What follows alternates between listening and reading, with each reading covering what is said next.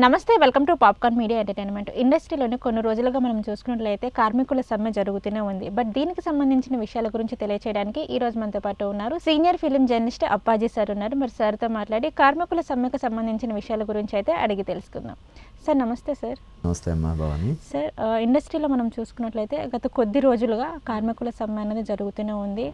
And గవర్నమెంట్తో కూడా మాట్లాడడం జరిగింది. అలాగే మనం రీసెంట్గా చూసుకున్నట్లయితే ప్రొడ్యూసర్స్ కూడా కార్మికులతో మాట్లాడడం జరిగింది. బట్ వాళ్ళు ఎక్కడ సమ్మెన్ అనేది విరమించలేదు. అవును, చర్చలు జరుగుతున్నాయి. బట్ ఇంకా అంటే వాళ్ళు చెప్పిన దానికి వీళ్ళు యాక్సెప్ట్ చేయట్లేదు, వీళ్ళు చెప్పిన దానికి వాళ్ళు యాక్సెప్ట్ చేయట్లేదు. సో ఇట్లా డిమాండ్స్ అనేవి ఎక్కువ అవుతూనే వస్తున్నాయి. బట్ మనం రీసెంట్గా చూసుకున్నట్లయితే సార్, చిరంజీవి గారు కూడా కార్మికులతో మాట్లాడడం జరిగింది. సో ఇది ఒక పెద్ద చర్చనీయాంశంగా మారింది. సో మరి దీనిపైన మీరేమంటారు? అంటే చిరంజీవి గారు కార్మికులతో మాత్రమే కాదు, నిర్మాతలతో కూడా మాట్లాడారు. అంటే పెద్ద నిర్మాతలు, చిన్న నిర్మాతలు, అంటే ఇరుపక్షాల వాదనలు లేదంటే ఇరుపక్షాల సాధక బాధలు అన్నీ కూడా ఆయన తెలుసుకొని ఈ సమస్యకి ఒక పరిష్కారం కనుక్కోవడం కోసం ఆయన కృషి చేస్తున్నారు. అది నిజంగా అభినందించదగ్గ విషయం. అయితే యాక్చువల్గా మన ఇండస్ట్రీలో దాసనారాయణరావు గారు చనిపోయిన తర్వాత ఒక పెద్ద దిక్కు అనేది లేకుండా అయిపోయిందనే ఒక ఇది ఇండస్ట్రీలో ఉంది.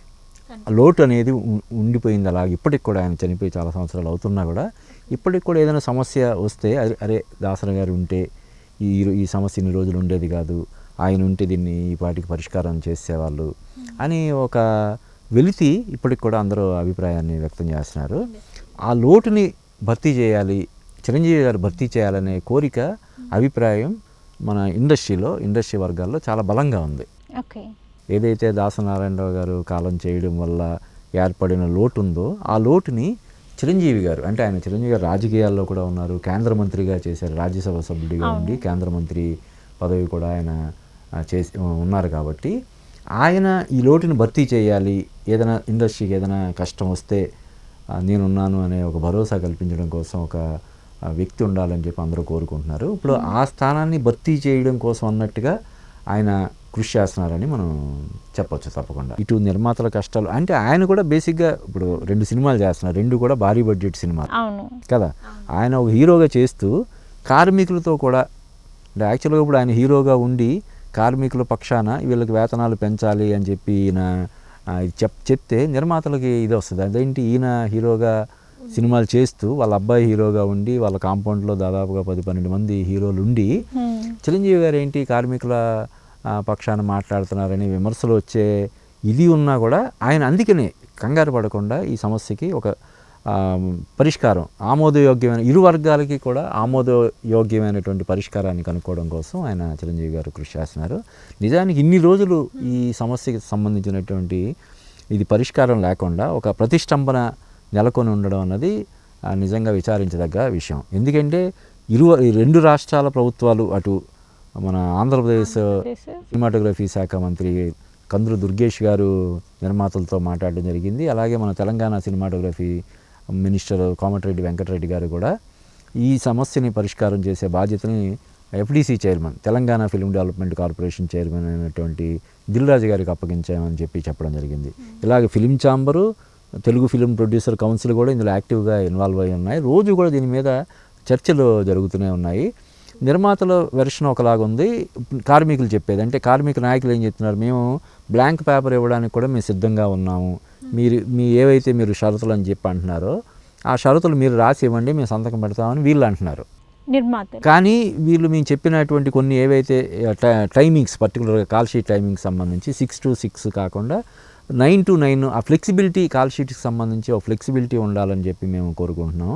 అలాగే వేరే భాషల చిత్ర పరిశ్రమల్లో ఉన్న వేతనాల కంటే మనం ఆల్రెడీ ఎక్కువ ఇస్తున్నాము, దాన్ని పరిగణలో కూడా తీసుకొని మరీ ఎక్కువ కాకుండా ఇప్పుడు 20-30% అలా పెంచాలని చెప్పంటే 20% వరకు పెంచడం కోసం నిర్మాతలు ముందుకు వస్తున్నారు. కాబట్టి ఇటు కార్మిక సంఘాల నాయకులు కూడా నిర్మాతల సాధక బాధల్ని, నష్టాలని పరిగణలోకి తీసుకొని, ముఖ్యంగా మన ఇండస్ట్రీలో ఎప్పుడు చెప్తుంటారు, ఇండస్ట్రీలో సక్సెస్ రేటే 10% లోపు.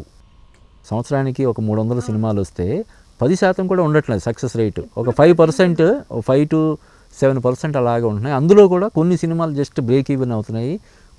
అందులో ఒక 5-6 సినిమాలు లేదంటే మ్యాక్సిమం 10 సినిమాలకు మాత్రమే పెట్టిన డబ్బులకి రిటర్న్ ఇదో రిటర్న్స్ వస్తున్నాయి, ప్రాఫిట్స్ వస్తున్నాయి.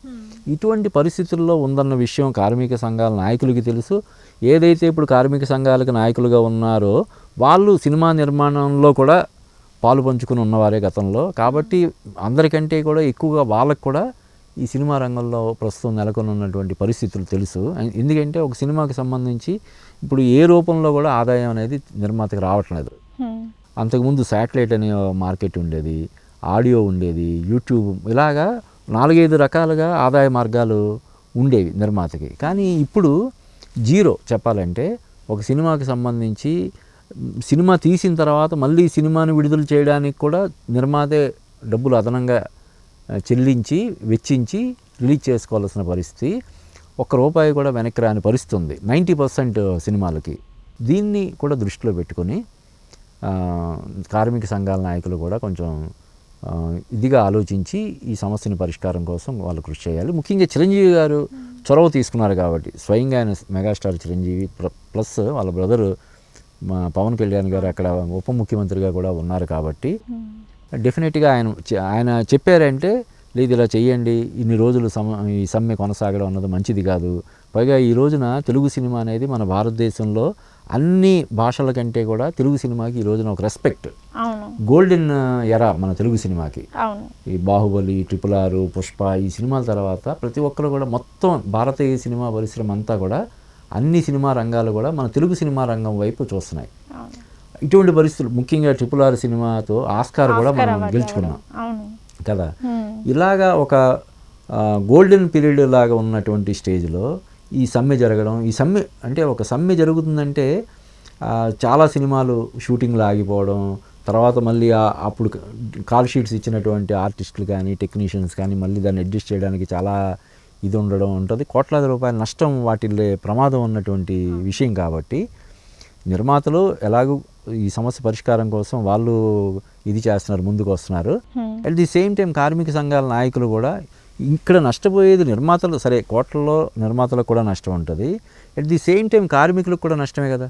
సమ్మె చేసుకొని ఇంట్లో కూర్చొని ఉంటే కొంతమందికి అంటే హ్యాండ్ టు మౌత్ అంటారు చూడు, ఏ రోజుకి ఆ రోజు డైలీ పేమెంట్ గడిచే పరిస్థితి ఉంటుంది వాళ్ళకి ఎక్కువ ఇబ్బంది ఉంటుంది. కాబట్టి వాటిని కూడా దృష్టిలో పెట్టుకొని రోజువారీ వాళ్ళకి దొరికే వేతనంతో పూట గడిపే పరిస్థితుల్లో ఉన్న కార్మికుల కష్ట సుఖాలు, కష్ట నష్టాలు కూడా దృష్టిలో పెట్టుకొని కార్మిక సంఘాల నాయకులు ఈ సమస్యకి వీలైనంత త్వరగా పరిష్కారం దీనికోసం వాళ్ళు కృషి చేయాలని నేను కోరుకుంటున్నాను.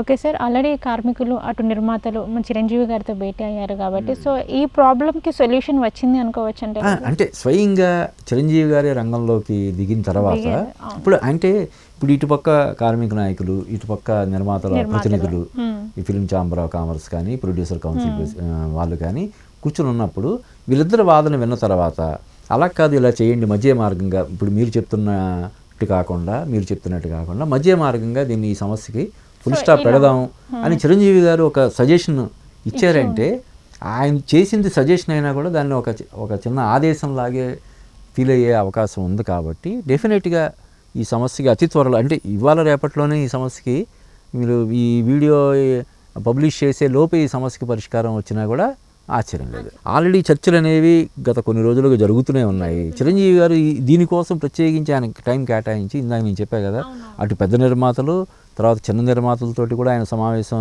జరిపారు. అలాగే కార్మిక సంఘాల నాయకులు మొత్తం 24 కార్మిక సంఘాలు, మనకి 24 క్రాఫ్ట్స్ అంటారు కదా, ఈ 24 క్రాఫ్ట్స్కి సంబంధించిన నాయకులు అందరూ కూడా ఆయనతో పార్టిసిపేట్ చేశారు, వాళ్ళ వాదనలు వినిపించారు. ఇది నిర్మాతలు కూడా తమ కష్ట సుఖాలు చెప్పుకున్నారు. కాబట్టి అలాగే ఈయన చిరంజీవి గారు కూడా ఈ సమస్యలన్నిటి మీద కొంత ఫీడ్బ్యాక్ నిర్మాతల దగ్గర నుంచి కానీ కార్మికుల దగ్గర నుంచి తీసుకున్నారు. కాబట్టి ఆయన స్వయంగా ఒక పెద్ద హీరో, ఆల్రెడీ 2 సినిమాలు ఆయన రన్నింగ్లో ఉన్నాయి కాబట్టి ఆయనకి ప్రాక్టికల్గా తెలుసు. కాబట్టి ప్లస్ ఆయన కూడా ప్రొడ్యూసరే కదా, అంటే వాళ్ళ బ్రదర్ నాగబాబు లేదంటే వాళ్ళ అబ్బాయి రామ్ చరణ్, ఇప్పుడు వాళ్ళ అమ్మాయి సుస్మిత, వాళ్ళ పేర్లు ఉన్నా కూడా ఈయన కూడా ప్రొడ్యూసర్గా ఆయనకి ఆ ప్రొడ్యూసర్ల కష్టం ఈ బాధలు అవి తెలుస్తున్న వ్యక్తిగా ఆయన ఖచ్చితంగా దీనికి ఈ సమస్యకి ఒక పరిష్కారం 2-3 రోజుల్లో, ఇంకా త్వరలోనే ఈ సమస్య పరిష్కారం అవుద్దని మనం చెప్పొచ్చు. ఓకే సార్, కార్మికుల సమ్మెకి సంబంధించి అలాగే చిరంజీవి గారు మాట్లాడారు కాబట్టి సో మరి దీనికి ఎప్పుడు పులి స్టాప్ పడుతుంది ఏంటి అనే దాని గురించి అయితే మాకు చెప్పారు. నమస్కారం సార్. నమస్తే భవాని. అతి త్వరలోనే ఇది సాల్వ్ అవుద్దని మనం కోరుకుందాం.